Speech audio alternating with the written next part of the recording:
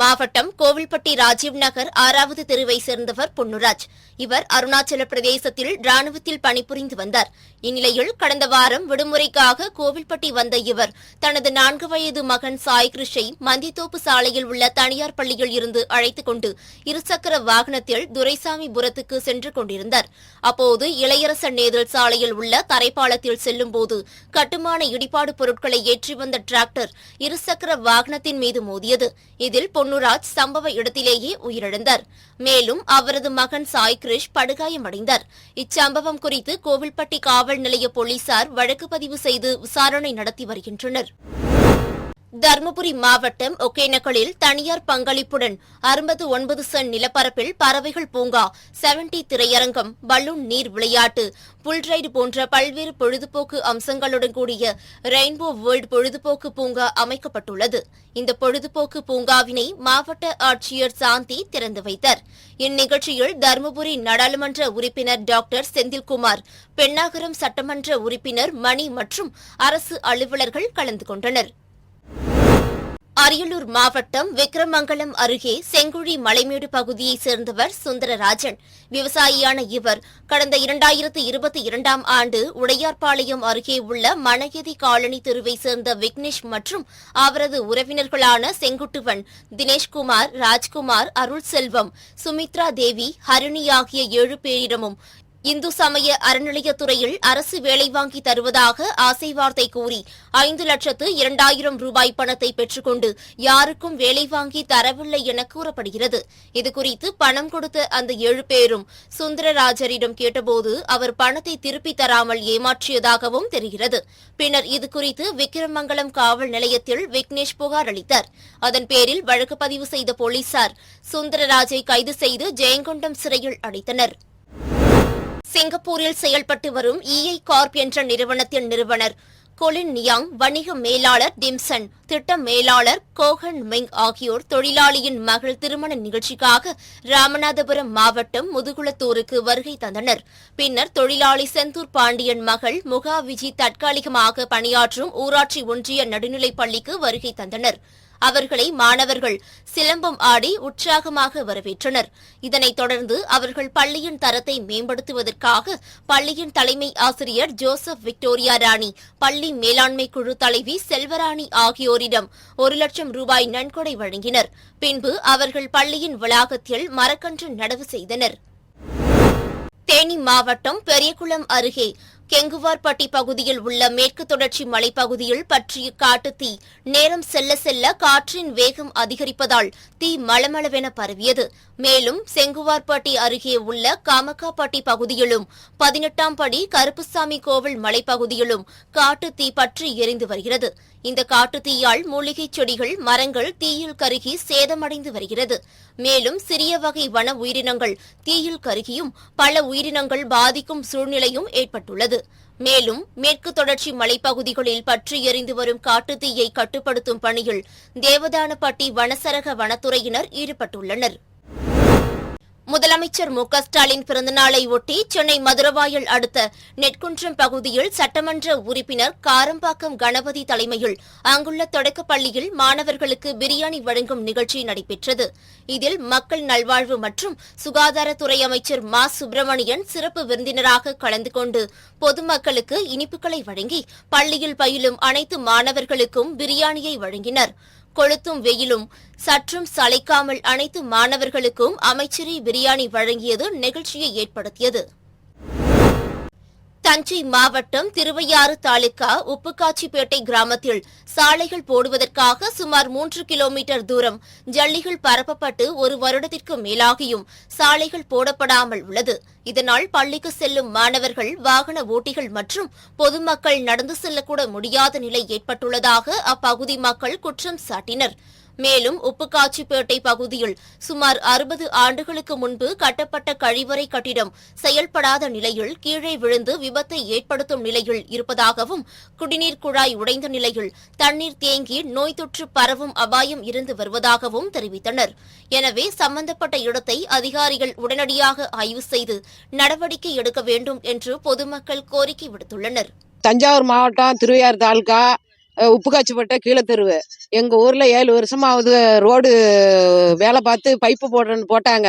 அந்த ரோடு அதுலேருந்து போட்டாங்க. பஸ் வசதி கிடையாது, எந்த வசதியும் கிடையாது. இப்போ நாங்கள் சாலை மறியல் பண்ணுற மாதிரி பண்ணி அவங்கள கேட்டதுக்கு இப்போ தான் கொண்டாந்து கப்பி வண்டியும் கொட்டியிருக்காங்க. கப்பி கொட்டிட்டு போகிறாங்களோ ஒழிஞ்சு திரும்ப நடக்க முடியல, போக முடியல, வர முடியல. யாருக்கும் உடல்நல சரியில்லைன்னா கொண்டுட்டு போகிறதுக்கு ரொம்ப கஷ்டமாக இருக்குது. நடந்து போகிறதுக்கும் கஷ்டமாக இருக்குது. முடியாதவங்களும் போக முடியல, ரொம்ப கஷ்டமாக இருக்குது. தண்ணி வசதியும் கிடையாது. தண்ணி பைப்பில் முன்னாடியெல்லாம் தண்ணி வந்துக்கிட்டு இருந்துச்சு. அந்த தண்ணி குடிநீர் கிடையாது. பிடிச்சி வச்சோம்னா மஞ்சேர்னு இருக்கும். வந்து எல்லாருமே பார்த்தாங்க, அந்த தண்ணி சரியில்லை. மறுபடியும் இப்போ போட்டும் அந்த பைப்பும் சரியான முறையில் யாருக்குமே சப்பளைக்கு வரல. குழந்தைங்க எல்லாம் பள்ளிக்கூடம் போகிற பிள்ளைங்க ரொம்ப கஷ்டப்படுது, ரொம்ப படாத பாடுபட்டுக்கிட்டு இருக்குங்க. அரசில் உள்ளவங்க பெரிய பெரிய அதிகாரிங்க எங்கள் ஊருக்கு நடவடிக்கை நீங்கள் அதிகமாக எடுத்தாகணும். எந்த வசதியுமே கிடையாது எங்கள் ஊருக்கு. அந்த ஓட்டு போடுறப்போ, ஓட்டு வாங்குறப்ப தான் வர்றாங்க. மற்றவங்க எல்லாருமே வந்து எங்களுக்கு ஓட்டு போடுங்க, நாங்கள் அதை செய்கிறோம் இதை செய்கிறோன்னு எல்லாருமே வந்து சொல்கிறாங்க. ஆனால் அதுக்கும் பிற்பாடு யாருமே வந்து என்னான்னு பார்க்கறதில்ல. என்ன செய்கிறாங்க, ஏது செய்கிறாங்க, எப்படி இருக்காங்க, கிராமம் தானே அப்படிங்கிறதுனால யாருமே வந்து என்ன ஏதுன்னு பார்க்கறது கிடையாது. முதலமைச்சர் மு.க.ஸ்டாலின் பிறந்தநாளை ஒட்டி விருதுநகர் மாவட்டம் ராஜபாளையம் அரசு மகப்பேறு மருத்துவமனையில் பிறந்த 3 பெண் குழந்தைகளுக்கு சட்டமன்ற உறுப்பினர் தங்கபாண்டியன் தங்க மோதிரம் அணிவித்தார். இதைத் தொடர்ந்து மகப்பேறு மருத்துவமனை மற்றும் ராஜபாளையம் பிஎஸ்ஆர் அரசு மருத்துவமனையில் அனுமதிக்கப்பட்டுள்ள உள்நோயாளிகளுக்கு ஆப்பிள், ஹார்லிக்ஸ் போன்ற பொருட்களை வழங்கினர். திருப்பத்தூர் மாவட்டம் வாணியம்பாடி அடுத்த வளையாம்பட்டு பகுதியில் உள்ள தனியார் பள்ளியில் all India A grade kabaddi போட்டி பள்ளி மாணவர்களின் நடனம் மற்றும் சிலம்பம் சுற்றும் நிகழ்ச்சியுடன் தொடங்கியது. இந்த கபடி விழாவினை வாணியம்பாடி துணை காவல் கண்காணிப்பாளர் விஜயகுமார் மற்றும் நகர்மன்ற உறுப்பினர் சாரதி குமார் ஆகியோர் துவக்கி வைத்தனர். இதில் தமிழ்நாடு மற்றும் கேரளா, கர்நாடகா, ஆந்திரா, பாண்டிச்சேரி, பஞ்சாப் போன்ற பல மாநிலங்களிலிருந்து 40க்கும் மேற்பட்ட அணிகள் பங்கேற்றன. ஞாயிற்றுக்கிழமை வரை நடைபெறும் இந்த கபடி போட்டியில் வெற்றி பெறும் ஆண்கள் அணிக்கு 1,50,000 ரூபாயும், பெண்கள் அணிக்கு 1,00,000 ரூபாய் வழங்க உள்ளது. கிருஷ்ணகிரி மாவட்டம் ஓசூர் மாநகராட்சியின் 5ஆம் ஆண்டு தொடக்க விழாவையொட்டி ஓசூர் அந்திரவாடி அரசு மேல்நிலைப்பள்ளி, அண்ணாமலை நகர் பூங்கா, ஆவலப்பள்ளி புதிய கழிப்பறை வளாகம், பாரதியார் நகர் பள்ளி உள்ளிட்ட ஓசூர் மாநகராட்சிக்கு உட்பட்ட 21 இடங்களில் 500 மரக்கன்றுகள் நடப்பட்டன. இதனைத் தொடர்ந்து ஓசூர் சின்ன எலசகிரி மாநகராட்சி தொடக்கப் பள்ளியில் நடந்த விழாவில் மாநகராட்சி ஆணையாளர் ஸ்னேகா, மாநகராட்சி துணை மேயர் அனந்தையா ஆகியோர் கலந்து கொண்டு திடக்கழிவு மேலாண்மை பணிகளை கண்காணிக்கும் வகையில் வேஸ்ட் மாஸ்டர் ப்ரோ என்ற அப்ளிகேஷனை பயன்பாட்டுக்கு கொண்டு வந்தனர். மேலும் குப்பைகளை தரம் பிரிதலுக்கான விழிப்புணர்வு பாடலையும் வெளியிட்டனர். இந்நிகழ்ச்சியின் போது பிளாஸ்டிக் பயன்பாடு இல்லாமை மற்றும் மரங்கள் வளர்ப்பு குறித்து பள்ளி மாணவர்களுக்கு இடையே நடைபெற்ற ஓவியப் போட்டி, பேச்சுப் போட்டிகளில் வெற்றி பெற்ற மாணவர்களுக்கு சான்றிதழ்களும் பரிசுகளும் வழங்கப்பட்டன. மதுரை மாவட்டம் திருமங்கலம் அருகே உள்ள தொட்டியப்பட்டி பகுதியைச் சேர்ந்தவர் செந்தில்குமார். பட்டதாரியான இவர் கரூரில் உள்ள தனியார் பள்ளி ஒன்றில் ஆசிரியராக பணிபுரிந்து வந்துள்ளார். இந்நிலையில் மதுரை பேரையூரை சேர்ந்த வீரலட்சுமி என்பவரை கடந்த 2010ஆம் ஆண்டு திருமணம் செய்து வாழ்ந்து வந்துள்ளனர். இந்த தம்பதியினருக்கு 2 பெண் குழந்தைகள் உள்ள நிலையில் வீரச்செல்வி மதுரை முனிச்சாலை பகுதியில் உள்ள அரசு கூர்நோக்கு இல்லத்தில் ஆசிரியராக பணிபுரிந்து வந்துள்ளார். இந்நிலையில் கடந்த சில வருடங்களாக செந்தில்குமார் வேலைக்கு செல்லாமல் வீட்டிலேயே இருந்து வந்துள்ளார். மேலும் அவர் மதுபோதைக்கு அடிமையானதால் கணவன் மனைவி இடையே அடிக்கடி தகராறு ஏற்பட்டு வந்துள்ளது. இந்நிலையில் தற்போது ஏற்பட்ட தகராறில் மனமுடைந்த செந்தில்குமார் சிலைமான் பகுதியில் வைகையாற்று கரையோரத்தில் உள்ள வாகன நிறுத்துமிடத்தில் தூக்கிட்டு தற்கொலை செய்து கொண்டுள்ளார். பின்னர் இதுகுறித்து தகவல் அறிந்து வந்த தெப்பக்குளம் காவல்துறையினர் செந்தில்குமார் உடலை மீட்டு பிரேத பரிசோதனைக்காக அரசு ராஜாஜி மருத்துவமனைக்கு அனுப்பி வைத்து விசாரணை மேற்கொண்டு வந்தனர். இந்நிலையில் கணவர் தற்கொலை செய்து கொண்டதை அறிந்த அவரது மனைவி வீரலட்சுமி தனது 13 வயது மகள் தனுஸ்ரீ, 8 வயது மகள் மேகாஸ்ரீ ஆகியோருடன் வீட்டில் தூக்கிட்டு தற்கொலை செய்து கொண்டுள்ளார். பின்னர் இதுகுறித்து பொதுமக்கள் அளித்த தகவலின் பேரில் சம்பவ இடத்திற்கு வந்த தெப்பக்குளம் காவல்துறையினர் கைரேகை நிபுணர்கள் உதவியுடன் தடயங்களை சேகரித்து மூவரின் உடலை கைப்பற்றி அரசு ராஜாஜி மருத்துவமனைக்கு உடற்கூறாய்விற்காக அனுப்பி வைத்தனர். இதுகுறித்து தெப்பக்குளம் காவல்துறையினர் வழக்கு பதிவு செய்து விசாரணை நடத்தி வருகின்றனர். புதுக்கோட்டை மாவட்டம் அறந்தாங்கி அரசு நடுநிலைப் பள்ளியில் பள்ளி கல்வித்துறையின் சார்பில் விளையாட்டு வாரம் கொண்டாடப்பட்டது. இதில் பள்ளி அளவில் போட்டி, வட்டார அளவில் மதிப்பீடுதல், மாவட்ட அளவில் மதிப்பிடுதல், மாநில அளவில் மதிப்பிடுதல் என 4 வகையாக தரம் பிரித்து மாணவர்களின் திறன்களை வெளிப்படுத்தும் விதமாக மாறுவேட போட்டி, கலை நிகழ்ச்சிகள் நடைபெற்றது. இதில் பாரதியார், மருத்துவர், வேலு நாச்சியார் உள்ளிட்ட பல்வேறு மாறுவேடங்களில் வந்து பள்ளிக் குழந்தைகள் அசத்தினர். சேலம் மாவட்டம் சூரமங்கலம் பகுதியைச் சேர்ந்த 15 வயது சிறுமிக்கு கடந்த ஜனவரி மாதம் வயிற்றுவலி ஏற்பட்டது. இதனையடுத்து பெற்றோர் சிறுமியை சேலம் அரசு மருத்துவமனைக்கு அழைத்து சென்று பரிசோதித்தபோது சிறுமி கர்ப்பமாக இருப்பது தெரியவந்தது. இதுகுறித்து மருத்துவமனை நிர்வாகம் சார்பில் சூரமங்கலம் அனைத்து மகளிர் காவல் நிலையத்தில் புகார் அளிக்கப்பட்டதன் பேரில் போலீசார் சிறுமியிடம் விசாரணை நடத்தினர். அப்போது பிரபாகரன் என்பவரின் பேக்கரி கடையில் வேலை பார்த்து வந்த சிறுமிக்கும் நரோசதிப்பட்டி பெருமாள் மலையடிவாரம் பகுதியைச் சேர்ந்த பெயிண்டர் குணசேகரன் என்பவருக்கும் இன்ஸ்டாகிராம் மூலம் பழக்கம் ஏற்பட்டு காதலித்து வந்ததும் குணசேகரன் சிறுமியிடம் திருமணம் செய்து கொள்வதாக ஆசை வார்த்தை கூறி பாலியல் வன்கொடுமை செய்ததும் தெரியவந்தது. மேலும் கடை உரிமையாளர் பிரபாகரனும் சிறுமிக்கு குளிர்பானத்தில் மயக்க மருந்து கொடுத்து உல்லாசமாக இருந்ததும் தெரியவந்தது. இதனையடுத்து இருவர் மீது போக்சோ சட்டத்தின் கீழ் வழக்கு பதிவு செய்து தேடி வந்த நிலையில் இருவரையும் போலீசார் கைது செய்தனர். கடலூர் மாவட்டம் வண்டிப்பாளையம் அடுத்த குழந்தை காலனி பகுதியில் தேவநாதன் மற்றும் வெங்கடேசன் ஆகிய இரு குடும்பத்தினர் பல ஆண்டுகளாக வசித்து வந்தனர். இந்நிலையில் தனியார் நிலத்திற்கு செல்லும் புறம்போக்கு இடத்தில் வீடு கட்டி உள்ளதாக கூறி நீதிமன்றத்தில் வழக்கு தொடரப்பட்டது. இதனையடுத்து நீதிமன்றம் வீடுகளை இடித்து அகற்ற உத்தரவிட்டதன் பெயரில் வீடுகளை காலி செய்யும்படி நோட்டீஸ் வழங்கியும் வீடுகளை காலி செய்யாமல் இருந்ததால் மாநகராட்சி பணியாளர்கள் பொக்லைன் இயந்திரத்துடன் வீடுகளை இடிக்க சென்றனர். அப்பொழுது 2 குடும்பத்தைச் சேர்ந்தவர்களும் திடீரென தங்கள் உடலில் மண்ணெண்ணெய் ஊற்றி போராட்டத்தில் ஈடுபட்டனர். மேலும் அவர்களுக்கு ஆதரவாக அப்பகுதி மக்களும் போராட்டத்தில் ஈடுபட்ட நிலையில் மாநகராட்சி அதிகாரிகள் வீடுகளை 2 நாட்களுக்குள் காலி செய்ய வேண்டும் என கூறிவிட்டு சென்றனர். இதனைத் தொடர்ந்து மாவட்ட ஆட்சியர் அலுவலகத்திற்கு சென்ற 2 குடும்பங்களைச் சேர்ந்தவர்கள் உடலில் மண்ணெண்ணெய் ஊற்றி தர்ணா போராட்டத்தில் ஈடுபட்டனர். பின்னர் தகவல் அறிந்து வந்த போலீசார் அவர்களுடன் பேச்சுவார்த்தை நடத்தினர். இச்சம்பவத்தின் காரணமாக அப்பகுதியில் பெரும் பரபரப்பு ஏற்பட்டது. செங்கல்பட்டு மாவட்டம் வண்டலூர் பகுதியில் வசித்து வந்த ஆறாமுதன் திமுக காட்டங்குளத்தூர் வடக்கு ஒன்றிய செயலாளராக பதவி வகித்து வந்தார். இந்நிலையில் முதலமைச்சரின் பிறந்தநாளை ஒட்டி வண்டலூர் மேம்பாலம் அருகில் உள்ள படப்பை செல்லும் பிரதான சாலையில் கட்டப்பட்ட புதிய பேருந்து நிலையத்தை மக்கள் பயன்பாட்டிற்கு கொண்டுவரும் ஏற்பாடுகளை பார்வையிட சென்ற இவரை 5 பேர் கொண்ட கும்பல் சரமாரியாக வெட்டி கொலை செய்தது. இச்சம்பவம் குறித்து வழக்கு பதிவு செய்த போலீசார் 4 தனிப்படைகள் அமைத்து குற்றவாளிகளை தேடி வந்தனர். இந்நிலையில் கொலை சம்பவத்தில் தொடர்புடைய சத்யசீலன், முனீஸ்வரன், சம்பத்குமார், மணிகண்டன், தினேஷ் உட்பட 5 பேர் ஈரோடு மாவட்டம் சத்தியமங்கலம் குற்றவியல் நீதிமன்றத்தில் தற்போது சரணடைந்துள்ளனர். முதலமைச்சர் மு.க. ஸ்டாலின் பிறந்தநாளை ஒட்டி விழுப்புரம் மாவட்டம் விக்கிரவாண்டி சட்டமன்ற உறுப்பினர் புகழேந்தி முண்டியம்பாக்கம் அரசு தலைமை மருத்துவமனையில் பிறந்த 3 பெண் குழந்தைகள் மற்றும் 2 ஆண் குழந்தைகளுக்கு தங்க மோதிரம் அணிவித்து புத்தாடைகளை வழங்கினார். பின்னர் குழந்தைகளின் பெற்றோர்களிடம் பேசிய சட்டமன்ற உறுப்பினர் புகழேந்தி வடமொழி எழுத்துக்கள் இன்றி தமிழில் பெயர் வைக்கும்படி வலியுறுத்தினார். அதனைத் தொடர்ந்து மருத்துவமனை வளாகத்தில் இருந்த பொதுமக்களுக்கு உணவுகளை, இனிப்புகளையும் வழங்கினர். சிவகங்கை அரசு பெண்கள் மேல்நிலைப் பள்ளியில் 12ஆம் வகுப்பு படிக்கும் மாணவி சூர்யா ஆவாரம்பட்டி என்ற கிராமத்தில் வசித்து வருகிறார். இவர் சில தினங்களுக்கு முன்பு வீட்டில் சமையல் வேலை செய்து கொண்டிருந்தபோது குக்கர் வெடித்ததில் முகத்திலும் கண்ணிலும் தீக்காயங்கள் ஏற்பட்டது. இந்நிலையில் நேற்று 12ஆம் வகுப்பு பொதுத் தேர்வு நடைபெற்ற நிலையில் தீக்காயங்களுடன் மாணவி தேர்வு எழுத வந்தார்.